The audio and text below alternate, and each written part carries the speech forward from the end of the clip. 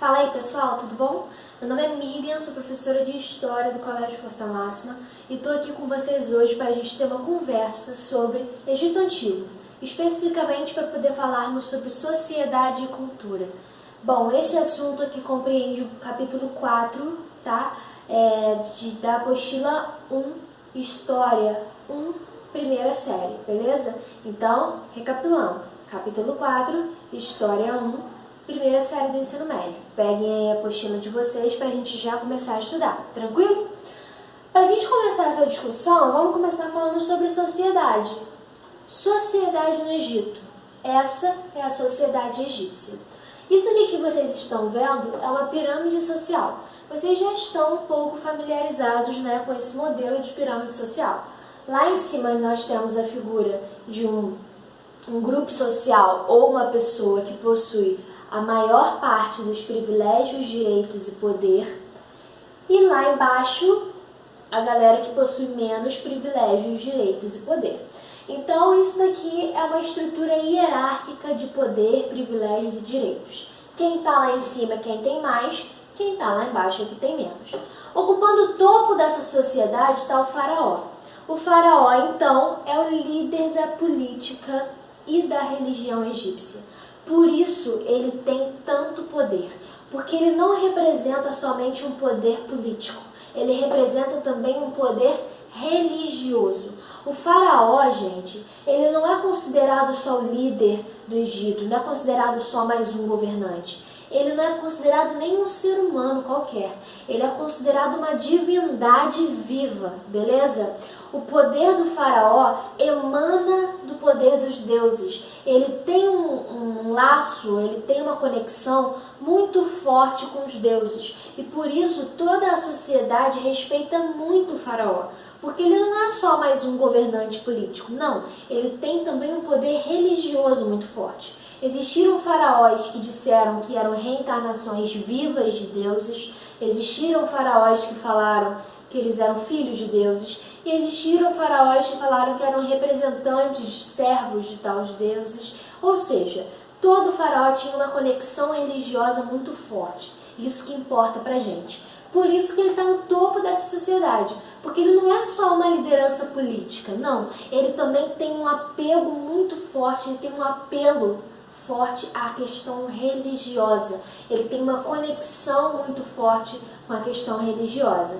E é por isso que as pessoas respeitam muito o faraó. As pessoas divinizam o faraó. Ou seja, o faraó não é um ser humano qualquer. O faraó é uma divindade. Abaixo do faraó estão os nobres e sacerdotes. Esses nobres, galera, eles fazem parte, são resquícios das organizações que nós tínhamos antes nos nomos no Egito. Lembra que no módulo passado vocês estudaram sobre os nomos? Que antes do Egito ser um reino, ele era dividido em nomos? Então, essas autoridades dos nomos ainda existem e vão continuar tendo muita influência, sendo chamados de nobres, beleza? Os sacerdotes, gente, eles também têm muita influência e muito poder. Por quê? Porque são eles que falam pelos deuses. São esses caras que são próximos dos deuses. Eles são os líderes da comunicação com os deuses. Então são eles que sabem a vontade dos deuses. São esses caras que comandam os cultos aos deuses. E como eu falei para vocês, o Egito, ele tem esse apego muito forte à questão da religião. Tanto que o faraó é considerado uma divindade humana. Sendo assim, os sacerdotes também vão ter muito poder, porque eles também vão estar conectados nessa ala da religião. Abaixo dos sacerdotes estão os soldados, que são importantes porque eles atacam pelo Egito e defendem o Egito. Eles são responsáveis tanto por defender o Egito do ataque de outras civilizações, como são responsáveis também pelas conquistas que o Egito faz, novos territórios que o Egito conquista a partir da guerra. Abaixo dos soldados estão os escribas, como o próprio nome já diz, preste atenção na palavra, escribas. Te lembra o quê? Escrita, muito bem. Escrita, gente, justamente porque os escribas eles eram os que sabiam ler, escrever e contar. E justamente por eles dominarem essas três coisas, que eles vão ter muito poder na sociedade do Egito. E aí você pega e fala assim, Miriam, pô, E daí? Os caras sabiam ler, escrever e contar. Qual é a grande coisa nisso? Bom, a grande coisa nisso é que nesse momento quase ninguém sabia. E por eles dominarem a escrita, eles vão ocupar cargos de organização, cargos de burocracia. Como assim? Eles eram, por exemplo, responsáveis pela documentação, eles eram responsáveis por anotações de impostos, ou seja, os escribas eram responsáveis pela organização do Estado. Eram eles que ficavam responsáveis por organizar, por meio da escrita e da numeração, beleza? Então eles vão ter um papel muito importante na burocracia do Estado egípcio. Abaixo dos escribas estão os comerciantes, né, que eram aqueles que faziam comércio. Abaixo dos comerciantes, os artesãos, que era aquela galera que trabalhava com trabalhos manuais. Abaixo dos artesãos, os camponeses. E aqui eu quero chamar a atenção de vocês para uma coisa. Os camponeses, gente, quando a gente pensa em camponês, a gente pensa logo numa pessoa com uma fazendinha, cuidando lá da fazendinha dela. E esses camponeses aqui não era dessa forma. Eles não trabalhavam nas suas próprias terras, eles trabalhavam nas terras do Estado. E por que isso acontecia? Porque o Estado era dono da maior parte das terras do Egito. O Estado, ele era detentor da maior parte das terras férteis, ou seja, das terras plantáveis no Egito. Então, esses camponeses, eles trabalhavam nas terras do Estado, como forma de pagamento de impostos. Como assim, Miriam? Eles usavam o seu trabalho como forma para poder pagar os impostos ao Estado. Lembrando que nessa época aqui, gente, não existe dinheiro, não existe essa coisa de moeda, não existe isso de real. Sendo assim, galera, eles pagavam os impostos com a sua mão de obra. Era a forma com a qual eles pagavam impostos ao Estado. Eles iam às terras do Estado, trabalhavam nas plantações e quando não tinha plantação para poder fazer, geralmente eles eram encaminhados para as grandes obras monumentais do Egito, como por exemplo, construções de pirâmides, dentre outros. Então os camponeses eram basicamente pessoas que trabalhavam para o Estado, pagavam seus impostos usando a sua mão de obra, seja na agricultura, nas plantações, seja também na construção dessas grandes obras do Egito. Abaixo dos camponeses estavam os escravos. E quem são esses escravos no Egito Antigo? Bom, esses escravos aqui são escravos conquistados a partir da guerra. Como assim, Miriam? Digamos, por um exemplo, nós temos uma tribo A lutando com a tribo B. Se a tribo A domina a tribo B vai ser escravizada pela tribo A. A tribo A vai ter o direito de escravizar a tribo que ela venceu na guerra. Ou seja, isso era muito comum quando um reino conquistava um outro, quando uma tribo conquistava um outro, quando uma civilização conquistava outra, era comum de você ter essa escravidão dos que perderam a guerra. A gente chama esse tipo de escravidão por guerra, beleza? E são esses escravos aqui que vão fazer parte desse grupo da base da pirâmide. Agora vamos falar um pouquinho sobre religião, tranquilo?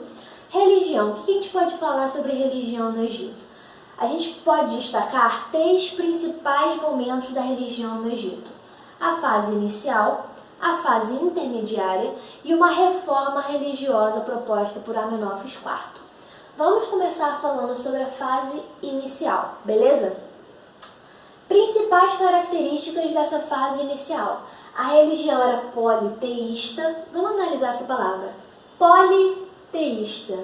Poli significa muitos. Teísta vem de tel, que significa Deus. Ou seja, na religião egípcia existiam muitos deuses. E esses deuses, eles possuíam características antroposomórficas. Vamos analisar mais uma vez essa palavra, desculpa. Antropo significa homem. É só vocês lembrarem que toda palavra com o início antropo, com o prefixo antropo, remete ao homem. Por exemplo, antropofagia, antropocentrismo. Todas essas palavras que têm esse prefixo antropo remetem ao homem, raça humana. Então nós temos o antropo, homem, de zoológico, né? Animais, mórficos, transformação. Então vamos lá. Antropo, lembrem de homem. Zoo, lembrem de animal. Só lembrar do zoológico. Mórfico, transformação. Então, antropozoomórfico significa a característica dos deuses de serem metade homens e metade animais. Separei aqui para vocês 3 exemplos de deuses onde vocês veem essa característica. O deus Horus, por exemplo, ele tem a cabeça de um falcão, mas ele tem o corpo de um ser humano, beleza? E na fase intermediária? Bom, a fase intermediária é o momento de unificação do Baixo e Alto Egito. E esse momento vai ter um impacto bem grande sobre a religião. Por quê? Porque deuses que até então eram divindades locais, ou seja, um deus que era um deus do Alto Egito, outro deus que era um deus do Baixo Egito, vão se encontrar a partir dessa unificação. A gente pode dizer que vai ter um fluxo maior de trocas culturais. E por isso, esses deuses vão começar a ser hierarquizados. Como assim, Miriam? Bom, as pessoas vão começar a conhecer novos deuses, localidades afastadas vão começar a conhecer os deuses uns dos outros, porque a partir da unificação, o Egito ficará mais integrado de forma geral.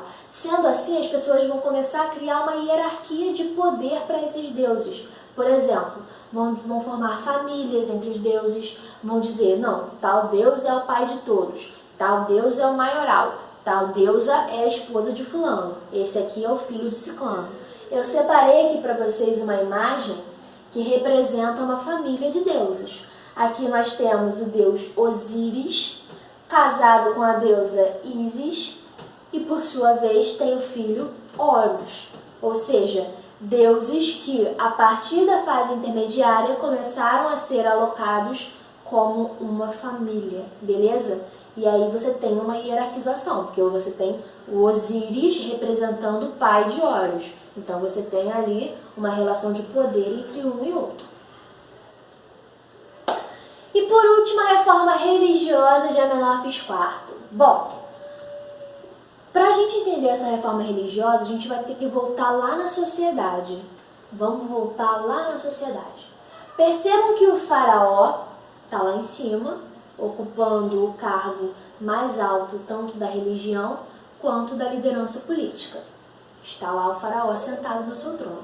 Mas logo abaixo do faraó tem os sacerdotes, que eu falei para vocês que também tem uma importância religiosa muito grande. E já havia dito para vocês que o Egito ele possui, né, um grande apelo religioso. É uma sociedade muito religiosa, que dá muito valor à religião.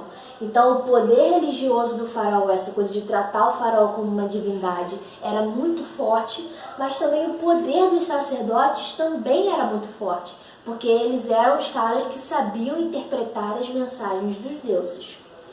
Sabendo disso, a gente consegue entender o que foi a reforma religiosa de Amenófis IV. Bom, Amenófis IV, enquanto ele governava, ele vai perceber um aumento do poder dos sacerdotes de Amon. Amon é o deus do sol e possuía lá seus sacerdotes em específico. E esses sacerdotes de Amon vão começar a ganhar muito poder e prestígio dentro da sociedade egípcia. Lembrando que os sacerdotes estão logo ali embaixo do faraó. O faraó vai se sentir ameaçado por esse aumento de poder e de prestígio dos sacerdotes de Amon. E aí ele vai traçar uma estratégia para poder diminuir o poder desses caras. Qual vai ser a estratégia de Amenófis IV? Ele vai estabelecer o monoteísmo no Egito durante o Novo Império, por meio do culto ao deus Atom. Ou seja, ele viu que a galera que estava logo abaixo dele, os sacerdotes que estavam logo abaixo dele naquela pirâmide de poder, estavam se fortalecendo pra caramba. E se fortalecendo usando o nome do deus Amon. Ele vai se sentir ameaçado por esse fortalecimento dos sacerdotes do deus Amon e ele vai fazer uma mudança na religião para poder conter esse fortalecimento dos sacerdotes. Qual vai ser a mudança que ele vai estabelecer? Ele vai simplesmente extinguir o politeísmo. Aquela coisa de acreditar em vários deuses, ele vai dizer que não pode mais. Que agora as pessoas só podem acreditar e cultuar um deus. Que deus seria esse? O deus Atom, o que ele fala que é o deus do disco solar.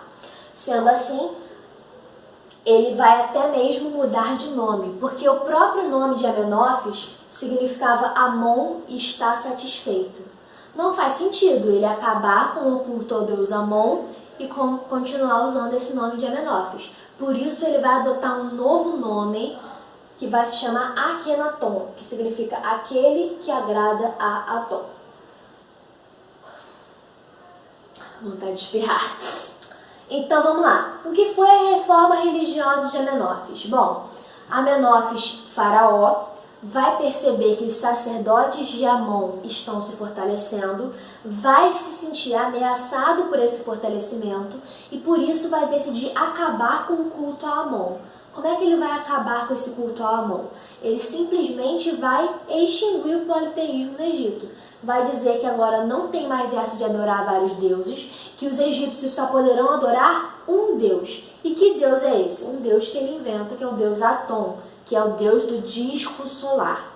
E aí ele vai precisar mudar até o próprio nome, porque o próprio nome dele, Amenófis, significava Amon está satisfeito.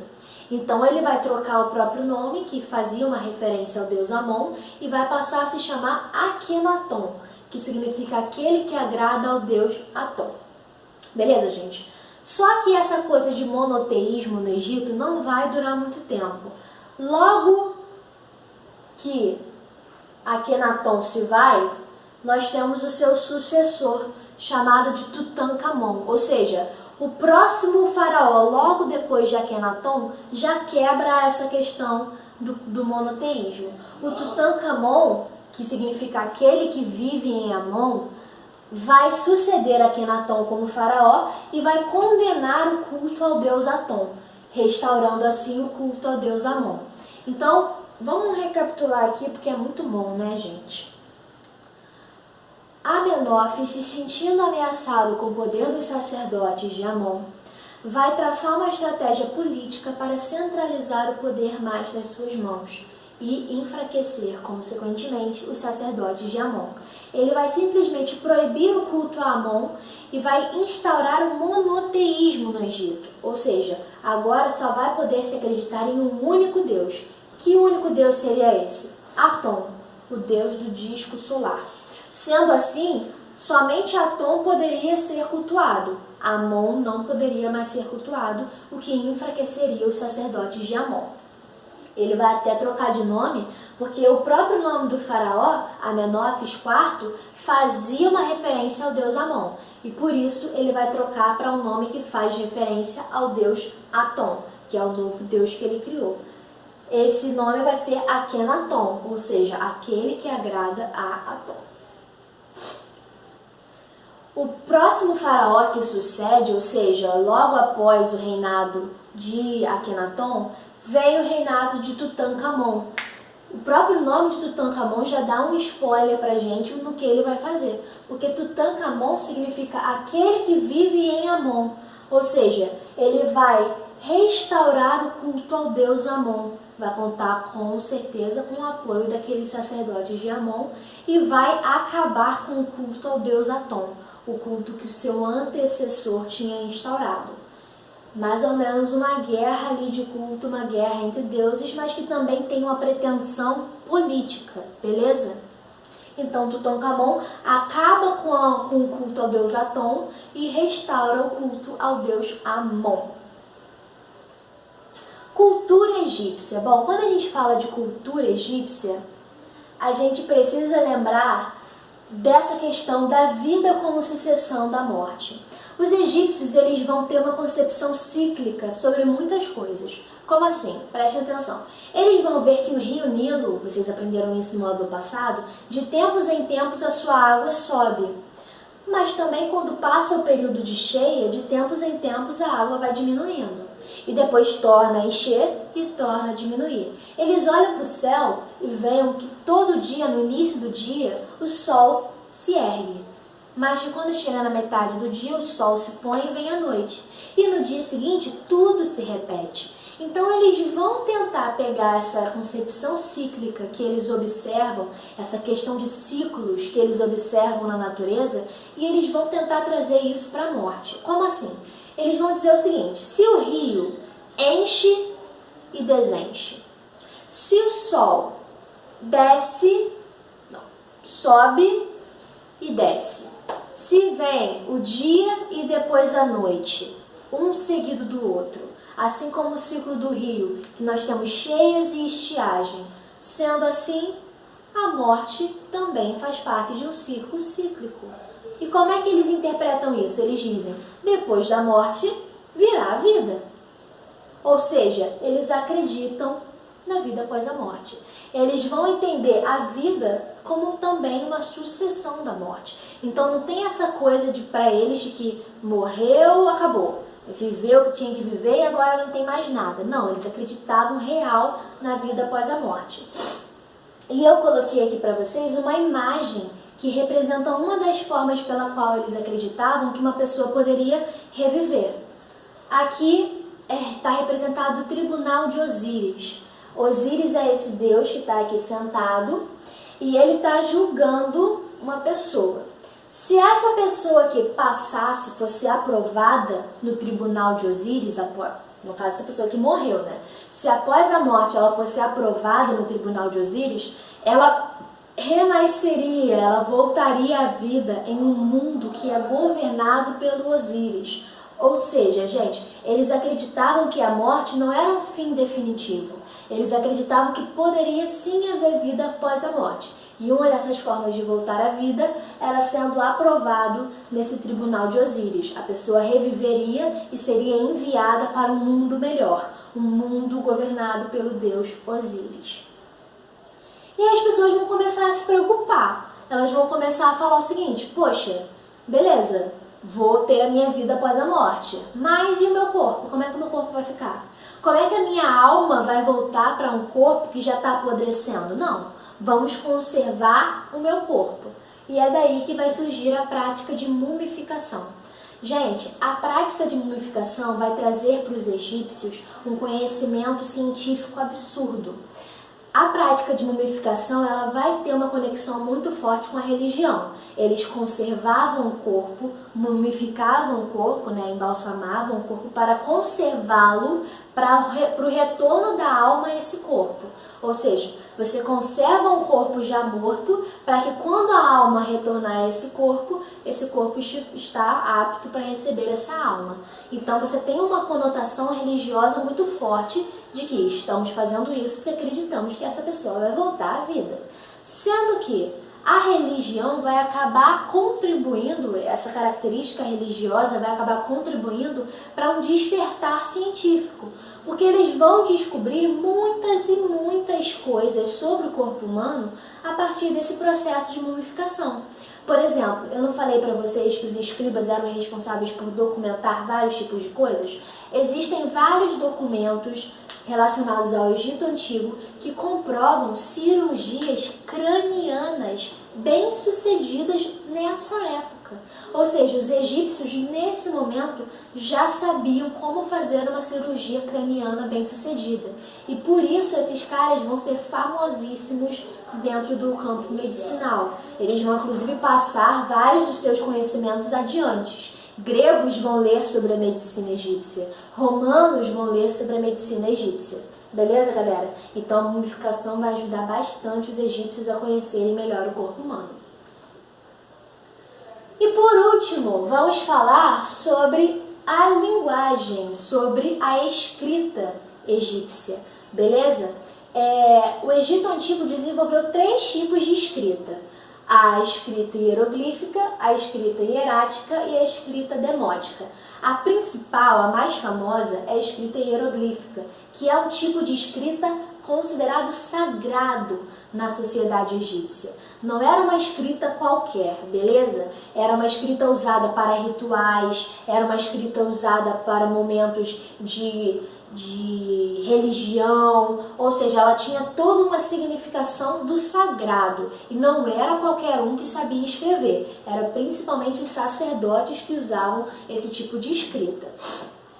A escrita hieroglífica tem como principal ponto o que a gente chama de pictografias, ou seja, eles escreviam, desenvolveram uma escrita a partir de imagens. Então eles não usavam letras que nem a gente vê no alfabeto, não. Eles faziam uma escrita a partir de imagens, a partir de desenhos. Então se você for olhar, por exemplo, tiver um dia a oportunidade de ter contato com algum escrito hieroglífico, você vai perceber que são desenhozinhos. Tem um desenhozinho de uma lua, um desenhozinho de uma planta, e tudo aquilo ali tinha um significado para eles dentro da escrita. Então eram códigos de imagem que eles usavam para se comunicar. Depois da hieroglífica, né, que é essa escrita santa, sagrada, vem a hierática, que é uma versão simplificada usada para documentação. E essa hierática era bastante utilizada, no caso, pelos escribas. Eles escreviam bastante, como eu falei para vocês, principalmente com o objetivo de documentar, com o objetivo de organizar a burocracia do Estado. E por isso eles vão usar bastante a escrita hierática, que não é uma escrita diferente, só é uma versão, né, simplificada, uma versão mais simples, uma versão menos luxuosa da hieroglífica. E por último nós temos a escrita demótica, que é considerada uma escrita com um apelo mais popular.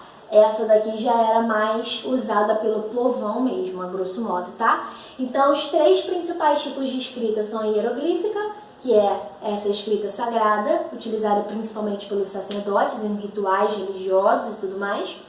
A hierática, que era muito usada para documentação. E a demótica, que era mais popular, beleza? Eu acho que é isso, então espero que vocês tenham gostado. Se cuidem, fiquem em casa, tomem todas as precauções possíveis. Eu sei que é um momento difícil, mas junto a gente consegue passar por essa, beleza? Beijo!